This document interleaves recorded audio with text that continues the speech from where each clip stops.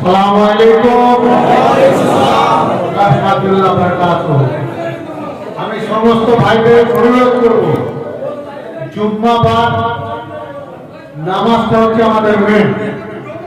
জুম্মার নামাজ ঈদের নামাজের থেকে অনেক গুরুত্ব আপনারা জানেন। আশা করি এখানে যে সমস্ত মানুষ যারা আল্লাহর ঘর, আল্লাহর মেহমান হিসেবে এসেছেন, প্রত্যেকজন মানুষ জ্ঞানী, বুদ্ধিমান, কাউকে নতুন করে আর বোঝানোর দরকার নেই। আমি সবাইকে বলবো 2-3 মিনিট যেটা না বললেন নয় সেইটুকু বলবো, বেশি বক্তব্য দীর্ঘায়িত করার দরকার নেই। দেখুন, আমার প্রথম মনে হয়েছে যে আমরা যারা আজকে আল্লাহর ঘরে এসে উপস্থিত হয়েছি আল্লাহর ইবাদত করার জন্য, সমস্ত যারা মানুষ এসছেন, আমার মনে হয় মোজাম্মেল জামান দাদা হুজুর পীরকেবলা রহমাতুল্লাহ আলাইহির সিলসিলার মানুষ। আমরা কয়েকজন মানুষ আজকে যে আমি এখানে আসতে পেরেছি, আমার নাম কুতুবউদ্দিন তরফদার। আমার আসমান ছোঁয়া অর্থ থাকতো, বিশাল অট্টালিকা থাকতো, কিন্তু আমি এই কাজ করার সুযোগ পেতাম না। এই যে জায়গায় এসে আল্লাহর ঘর, সেই ঘরের মেম্বারের সামনে এসে দাঁড়িয়ে দুটো কথা বলতে পারছি, তার একটাই ওসিলা। ওসিলাটা কি? শাহ ফতেহ আলী ওয়াইসি রহমাতুল্লাহ আলাইহির দরবার শরীফের আমরা ঝাড়ুদার গোলাম বলে, ওই দরবারের গোলাম হয়ে, ঝাড়ুদার হয়ে যদি আল্লাহ এই সম্মান দেয়, তাহলে একটু জ্ঞানী, গুণী, বুদ্ধিমান মানুষ হলে আল্লাহ আমাদের কি সম্মান দেবেন? প্রথম এটা মানতে হবে, আমরা মুসলিম, আমাদের ঈমান আছে, আমরা যে সিলসিলার মানুষ, সেই সিলসিলা থেকে অপচয় করবো না। আমার দাদা হুজুরের নিয়ম কানুন, আদর্শ যেটা ছিল সেটা আমরা মেনে চলার চেষ্টা করব। আবেগ নিয়ে আপনারা চলবেন না। সেই সিলসিলার ওসিলাতে আল্লাহ আমাদের জান্নাত পাইয়ে দেবে। আমরা সেই লাগাম ছাড়বো না। দুনিয়াদারিতে অনেক মানুষ, আমরা দুনিয়াদারিতে লোভে পড়ে, প্রচলনায় পড়ে আমরা অন্য কিছু হয়ে যাই। আমি কি বলতে চাইছি, আপনারা বুদ্ধিমান মানুষ, এটা মাথায় রাখবেন। সেদিন আমি মসজিদ নিয়ে দুটো কথা বলবো, তার আগে একটা কথা বলি।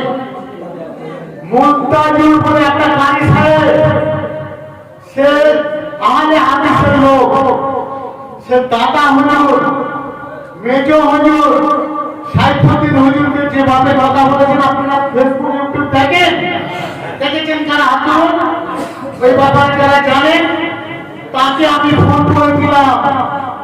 সেই মুনতাজুলকে আমি ফোন করেছিলাম, পরে বলছি, আপনি তো কারি সাহেব, আপনি তো বোঝেন দিনের শেষে যা কিছু করতে চাইছেন সব শেষে আল্লাহকে পাওয়ার জন্য, তো আপনি আল্লাহকে পাবেন না।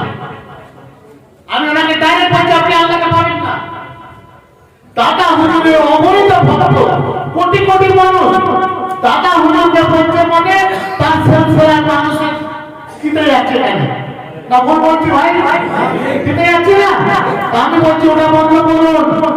আল্লাহ সৃষ্টি আমরা, আর সেই আল্লাহ সৃষ্টিকে আপনি ধাক্কা দিচ্ছেন, তাদেরকে আপনি বরবাদ করছেন, তাদেরকে আমার দিচ্ছেন।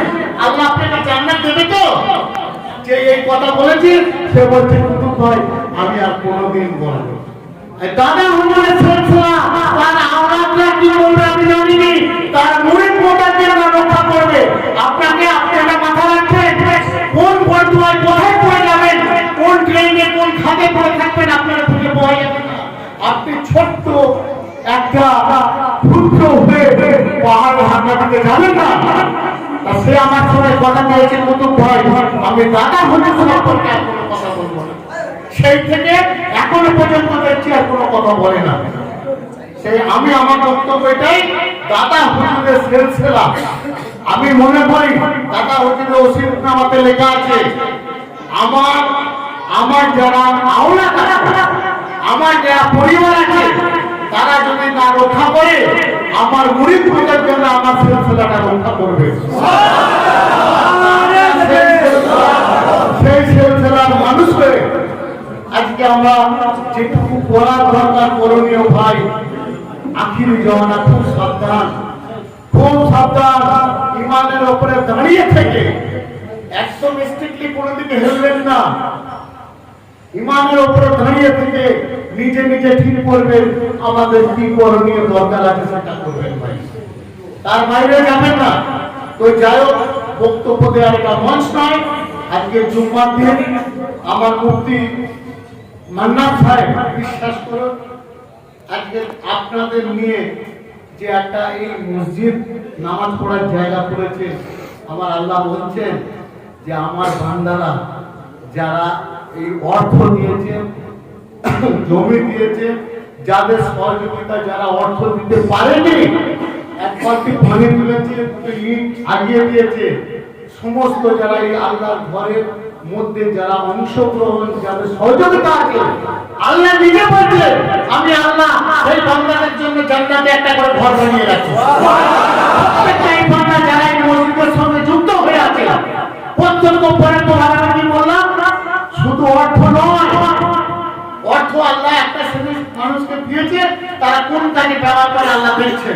আর আল্লাহ একটা শ্রেণীর মানুষকে অর্থ দেয়নি, তাদের ইমানটাকে পরীক্ষা করছে। কি সে অর্থ দিতে পারেনি, মসজিদটা যেমন হচ্ছে একটু পানি দিয়ে প্লাস্টার করে ভিজাচ্ছে, দুটো ইট আগিয়ে দিচ্ছে, একটুখানি সহযোগিতা করছে, যেমন অর্থ দিয়ে যারা যে পূর্ণতা যে নেকি পাবে, যারা শ্রম দিয়ে করবে সম পরিমাণ আল্লাহ নেকি দিয়ে দেবেন সবাই। যাই হোক, বিশ্বাস করুন আমার গায়ের কাটা খাড়া লাগছে। আল্লাহর ঘর মসজিদ দান করিয়েছেন এই গ্রামবাসী, এই মসজিদে যারা আজকে উপস্থিতি আছেন সবাই মিলে, বিশ্বাস করুন আমি আবার বলছি, জানবেন যে এই ভাই একটা কথা, আপনি অত আমি ইসলামিক কালচারের মানুষ না, আমি একটা ব্যবসা করি, কিন্তু আল্লাহ এমন একটা জায়গায় আমার এখানে ফেলেছে, আমরা যারা আছি অটোমেটিক আমার মধ্যে কালচারটা এসে গেছে। সেই বসে আপনি বিশ্বাস মানুষকে আমি অনুরোধ করছি যারা মসজিদে আছেন, এই গ্রামবাসী যারা যেভাবে যারা সহযোগিতা করেছেন আল্লাহর ঘরের প্রতি, আল্লাহ প্রত্যেকটা বাংলার জন্য জান্নাতের বাগানে একটা করে ঘর বানাবে। তো এটা কি মাস? সবার মাসটা কাজ জানেন? জানেন আপনারা? সবার মাস হচ্ছে আল্লাহ নবীর মাস, আর রমজান মাসটা হচ্ছে আল্লাহ নবীর মাসে। সবার মাসে আমরা রমজান মাসের একটা প্রস্তুতি নিই যে কিভাবে রমজান মাসটা আমরা কাটাবো। এই রমজান যেমন একটা ছেলে ধরুন মুক্তি পরীক্ষা দেবেন, একজন মাওলা পরীক্ষা দেবেন, একজন WBCS অফিসারের পরীক্ষা দেবেন, একজন টিচারের পরীক্ষা দেবেন। যেদিন পরীক্ষার হলে পরীক্ষা দিতে যাবে সেই দিন পড়াশোনা করে গেলে সে পাস করতে পারবে? তার তো সারা বছর একটা পড়াশোনা করতে হয়।